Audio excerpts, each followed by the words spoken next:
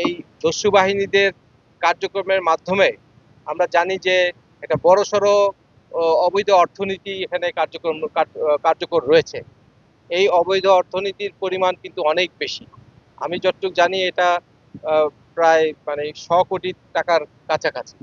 তো এখানে বোঝা যাচ্ছে যে আমাদের কার্যক্রমের ফলে কিছু কিছু মানে অসাধু চক্র আছে যারা ব্যাপকভাবে ক্ষতিগ্রস্ত হচ্ছে।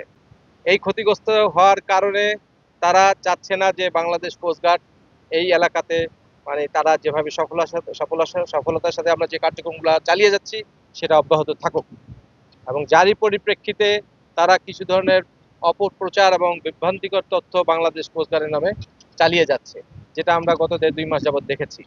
তো এই অপপ্রচার এবং বিভ্রান্তিকর তথ্যের মাধ্যমে সেই সমস্ত অসাধু চক্র বাংলাদেশ কোস্টগার্ডের একটি স্টেশনে আপনারা দেখেছেন যে মানে ব্যাপক হামলা এবং ভাঙচুরের কার্যক্রম করেছে, যেটা মোটেই কাম্য নয়। আমাদের জনবলের স্বল্পতা আছে, জনবলের স্বল্পতার কারণে আমরা সবসময় সব জায়গায় ব্যাপক হারে লোকজন আমরা নিয়োজিত রাখতে পারি না।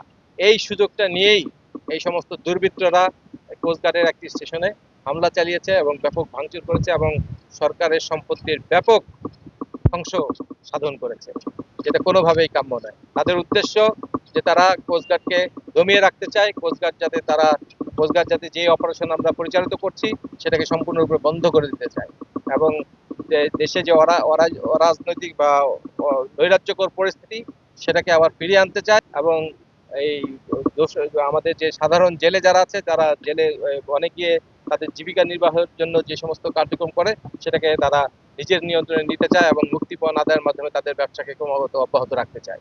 তো আমরা কোনোভাবেই এই পরিস্থিতিকে চালিয়ে যেতে দেব না।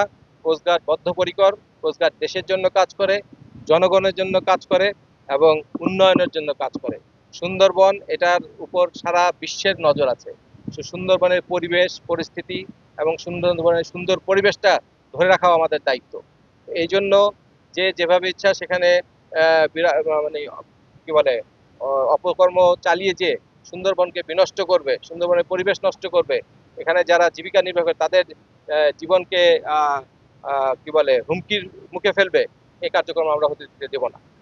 এবং এই কার্যক্রম বন্ধ করার জন্য আমরা বদ্ধপরিকর, এবং আমরা আমাদের অপারেশন যেভাবে চলছে সেভাবে চালিয়ে যাব, এবং যে কোনো ধরনের দুষ্কৃতিকারী, অপতথ্য প্রচারকারী, বিভ্রান্তিকর তথ্য প্রচারকারী তাদেরকে আমরা সমূলে আমরা নির্মূল করবো ইনশাল্লাহ।